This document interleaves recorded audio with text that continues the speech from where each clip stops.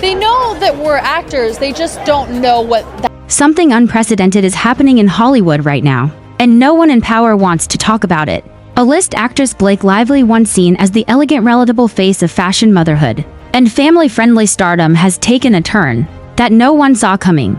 She's launched a brutal legal offensive not just against her courtroom opponent Justin Baldoni, but against the very creators, journalists, and commentators who dared to talk about it.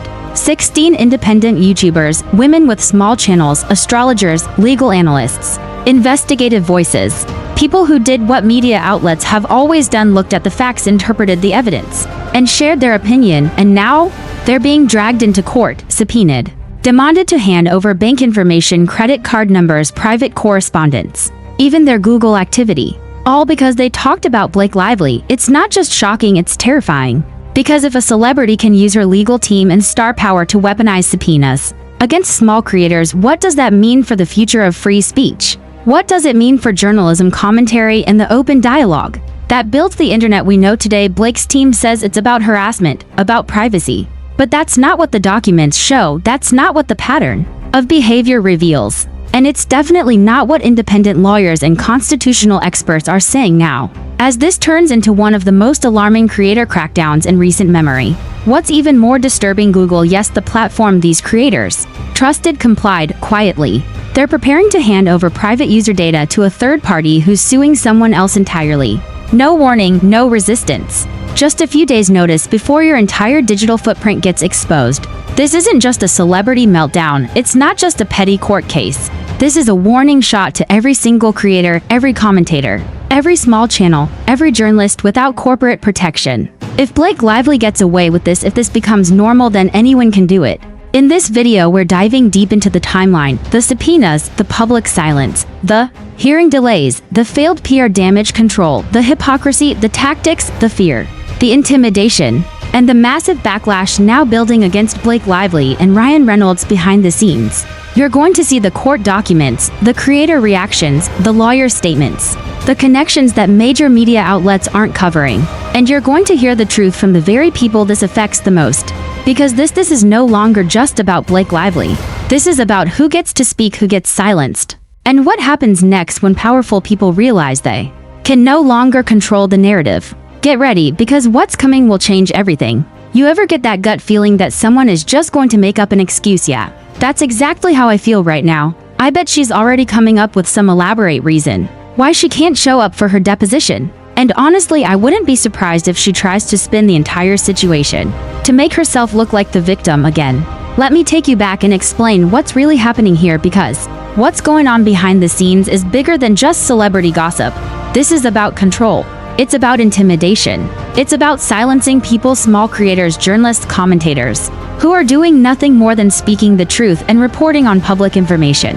Let's start with the facts. I, along with 15 other creators, received a legal subpoena. Not from a random troll, not from someone I've interacted with, but from Google. That's right. Google sent me a subpoena demanding access to my personal account information, credit card data, financial history, everything, all because of a civil lawsuit that has nothing to do with me directly. Why? Because I've talked about it publicly, because I've asked questions, because I've looked at court documents that are available to the public and commented on what I found. That's it. And I'm not alone. Others who receive subpoenas range from high-profile creators to people with just a few hundred subscribers. One woman had only 300 subscribers when she got served. She wasn't even monetized. She wasn't making a dime off her content. She wasn't running a tabloid or spreading conspiracy theories. She was simply using astrology as a lens to discuss publicly filed court motions. That's it. She now has over 1,600 subscribers, which is incredible and well-deserved.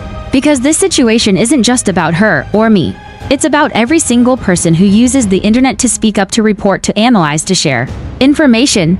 If Google can just hand over all of your private information to a celebrity legal team because you dare to speak their name, what kind of world are we living in? This is a direct threat to press freedom. It's a direct threat to speech. And what's terrifying is how normalized it's becoming.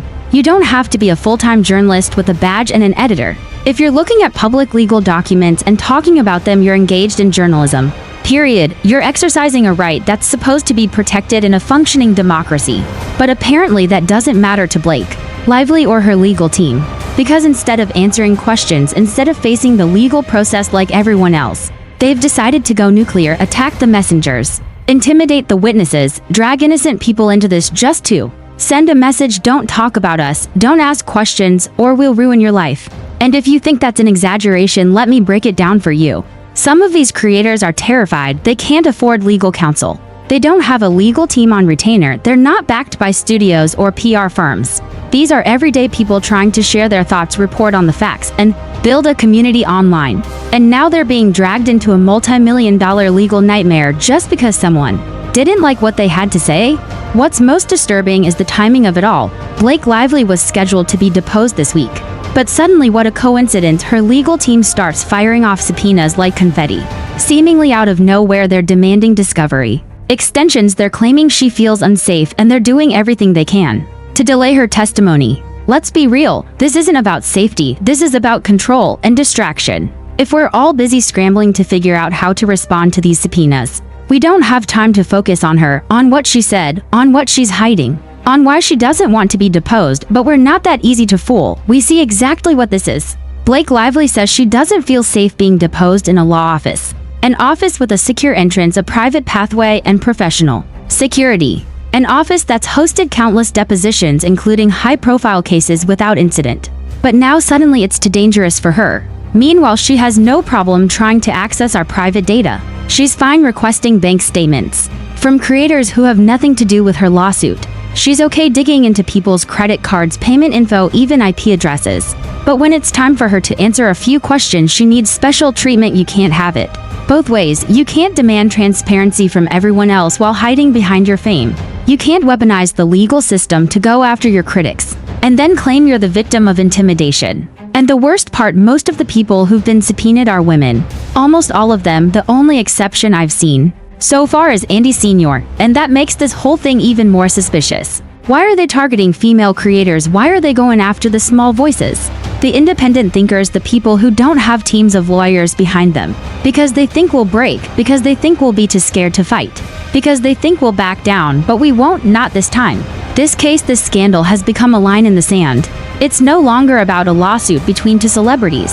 It's about whether or not creators, journalists, and citizens can speak the truth without fear of retaliation. It's about whether the legal system can be used as a tool of intimidation instead of justice. And it's about whether powerful people can continue to abuse that system without consequence.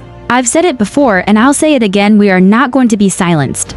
We're going to keep reporting, we're going to keep talking, and we're going to keep shining a light on everything happening behind the scenes, because if we don't, who will? Let's talk about this deposition. Blake Lively was scheduled to sit down under oath and be questioned just like anyone else who initiates a lawsuit. That's how it works. If you sue someone, you're expected to testify. You're expected to answer hard questions. You're expected to submit to the same legal process that everyone else has to go through. But of course, Blake Lively isn't just anyone, because now her lawyers are claiming she can't be deposed at her opponent's legal offices. Why? Because it's unsafe, because she's a celebrity, because she needs special accommodations. Let's pause for a second and really think about what that means. Her legal team is arguing that she can't walk into a professional law office, an office with secure entrances, vetted staff, and private conference rooms, because she might be recognized, because she might be photographed, because she's worried about being intimidated. Does that sound like a legitimate security concern? Or does it sound like a very convenient excuse? This is a building that hosts high-profile legal matters on a regular basis. Celebrities, CEOs, billionaires, they've all walked through those doors. Some have testified. Some have settled. All have done so with the understanding that once you initiate a lawsuit, you become part of the process. That includes depositions. That includes being questioned. That includes telling your side of the story under oath. And yet when it's time for her to do it, suddenly it's a security issue. What's even more frustrating is the double standard.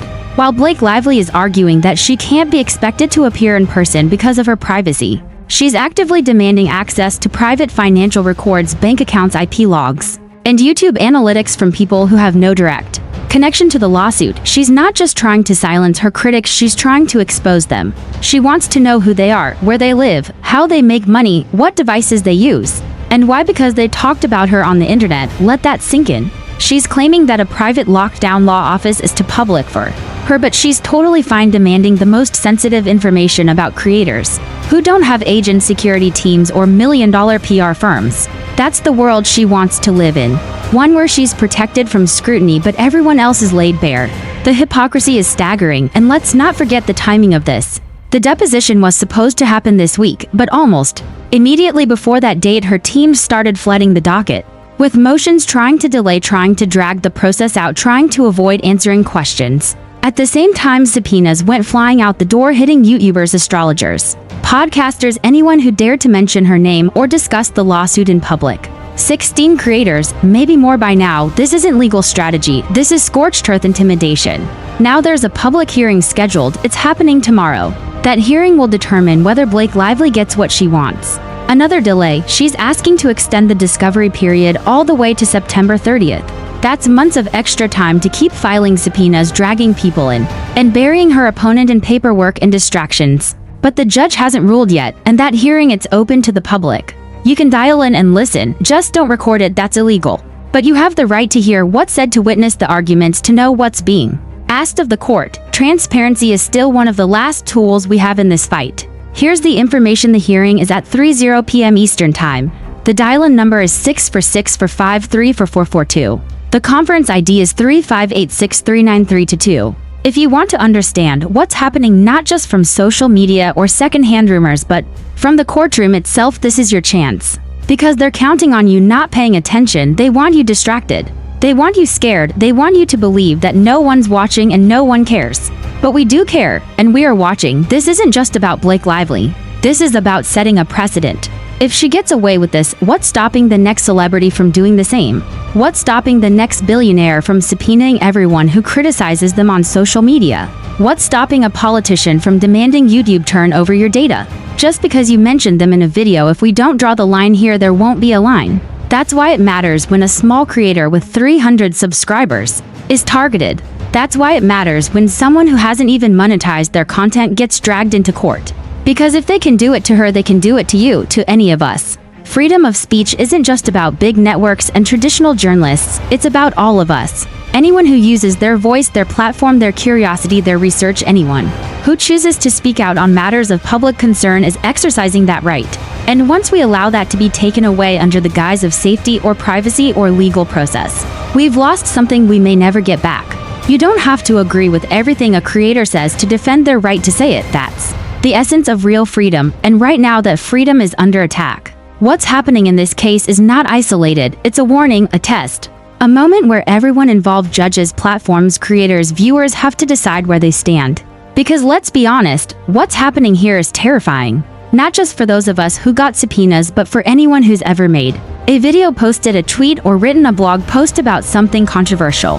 They want us to think twice, to second guess, to self-censor, but we're not going to do that. We're not going to stop digging, questioning, analyzing, or speaking. Because when someone tells you to stop talking, that's exactly when you should start talking more. This deposition delay, it's just the beginning. If she gets away with it once, she'll keep doing it, and so will others. But if we hold the line, if we keep the pressure on, if we keep showing up, if we keep speaking up, then maybe, just maybe, the system won't bend to the will of the wealthy. Maybe for once truth will matter more than fame. Now let's talk about the woman behind the curtain. Ezra Hudson. For those who don't know, Ezra Hudson is the attorney who signed off on the subpoenas that have been sent to Google and other platforms demanding our private information. She's Blake Lively's lawyer. She's the one filing motions requesting discovery extensions and essentially running point on this intimidation campaign.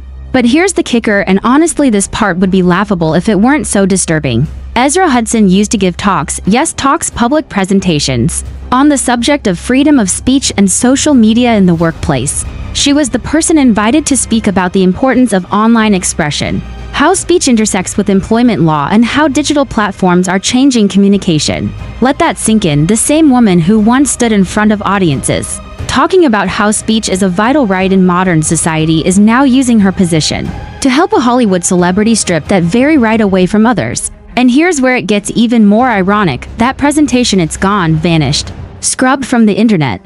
If you go to the law firm's website where it used to be listed, you'll find a broken link. Page not found. Poof. Now why would that be? Why would a lawyer so proud of her expertise in free speech suddenly delete her own lecture on the topic? Why would that page of all pages be the one to disappear? Unless maybe it's because the last thing she wants is to be reminded of her own hypocrisy. Because right now Ezra Hudson isn't defending freedom of speech. She's weaponizing the legal system against it. We wouldn't even know about this if it weren't for a creator on TikTok. Shout out to the person who posted under the name Same Girl Different TH. She found the archived link. She exposed the irony, and now we all see it. This isn't just about legal overreach, it's about calculated suppression. Imagine standing on a stage one year giving a polished talk about why free speech in the workplace matters, and then the next year signing subpoenas to uncover IP addresses of people who dared to mention your client's lawsuit. It would be comical if it weren't so dangerous, because it sends a message, a chilling one, that the people who claim to be guardians of rights and freedom are all too happy to abandon those principles the moment they become inconvenient. When the stakes are high, when reputations are on the line, when a celebrity client gets uncomfortable. And that brings us to Blake Lively herself. Here's someone who has built her brand on being relatable, down to earth, someone who used to poke fun at red carpet events and playfully roast her husband online. She crafted an image, and she did it well, but behind that image is something much darker. A person who will use every tool at her disposal not just to win a lawsuit, but to control the narrative, to crush dissent, to monitor and suppress any voice that contradicts her PR story. It's no longer about who's right or wrong in the civil case. It's about who gets to speak, who gets to ask questions, who gets to interpret court documents, who gets to offer a perspective even if that perspective is unpopular, unconventional, or yes, even astrological. Take astrology with Janessa. She was just doing what she does, looking at energy charts, full moons, retrogrades, and comparing that to the pacing of the case. She wasn't harassing anyone. She wasn't making threats. She wasn't even speculating wildly. She was offering a niche spiritual lens on public court records. But apparently even that is too dangerous for Blake Lively's team to tolerate.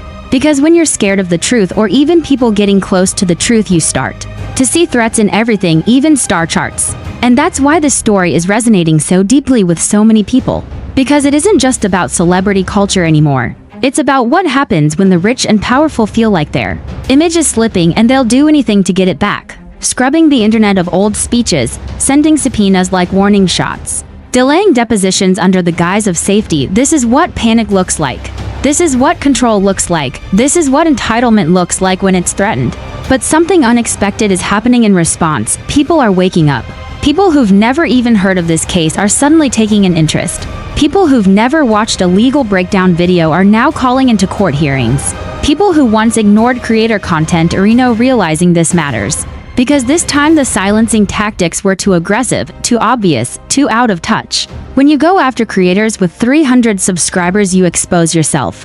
You show that you're not afraid of lies, you're afraid of truth. Or worse, you're afraid of people paying attention. And you know what happens when you try to silence a bunch of online voices. You make them louder, you give them credibility, you give them purpose. You build solidarity, and that's exactly what we're seeing. Creators supporting one another, audiences rallying behind them, people digging into filings, tracking every motion, every filing, every inconsistency.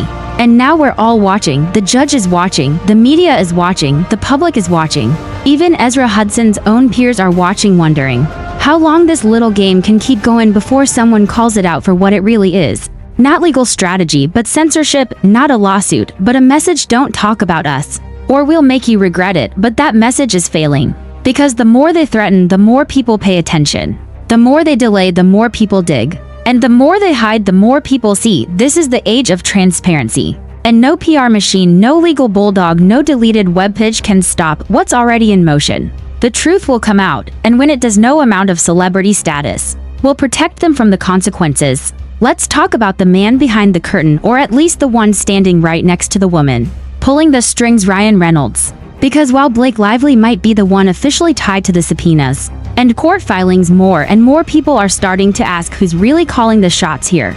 And that question leads again and again back to Ryan Reynolds. He's been suspiciously quiet, hasn't he, for someone who built an entire brand around being witty, relatable, and constantly in your face with ads, interviews, tweets, and jokes? He's gone radio silent. And not just about the lawsuit, but about everything. This is a man who rarely misses a chance to poke fun at something online, who turned trolling into a career-defining aesthetic, who engages directly with fans, critics, and even the media. But now nothing. Not a word about the subpoenas, not a word about the backlash, not even a recycled Deadpool meme. And that silence, that's telling, because if you know Ryan Reynolds, you know he doesn't do silence unless it's strategic, unless it's hiding something, unless he knows that if he speaks it could open a floodgate he can't close.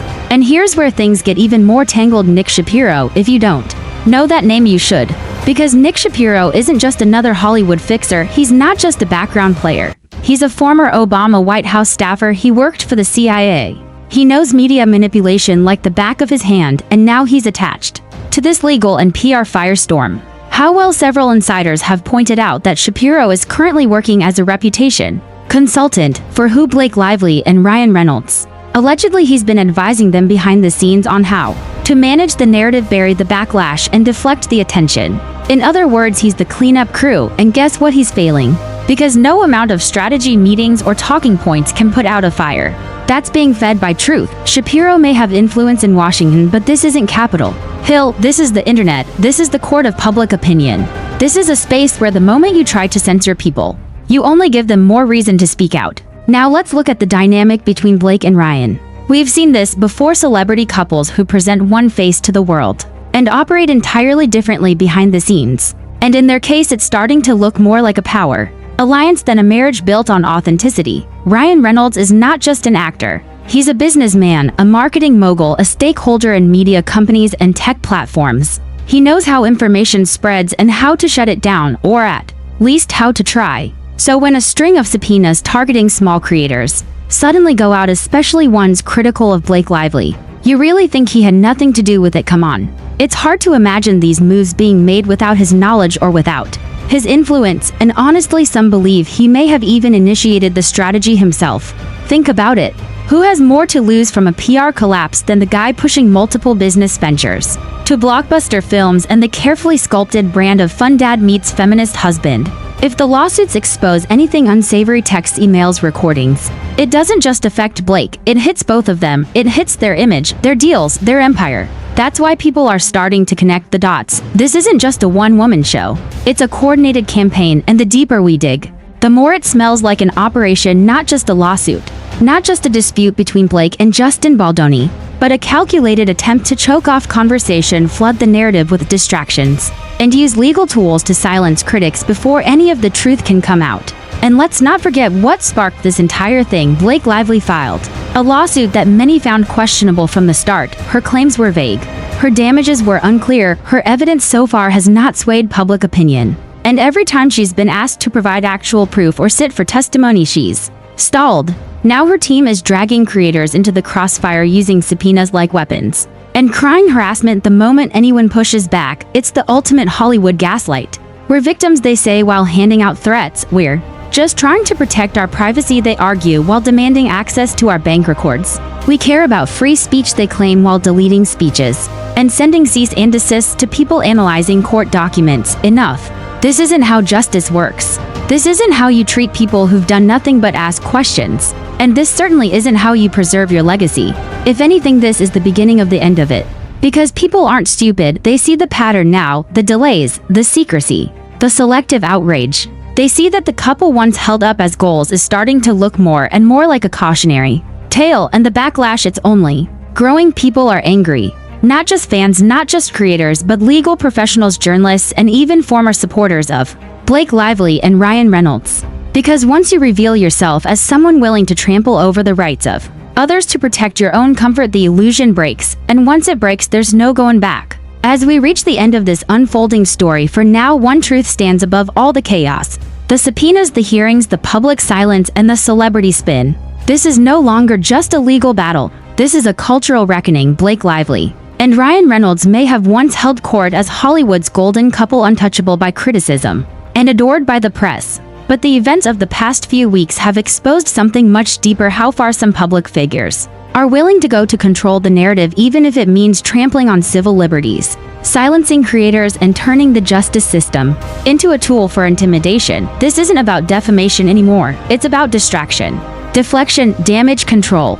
And while Blake Lively fights to delay her own deposition and demands special treatment for simply being asked to tell the truth, the rest of us are watching what accountability looks like when it finally catches up with someone used to skating by on fame and PR charm. But the most extraordinary part of this story isn't what's happening in court.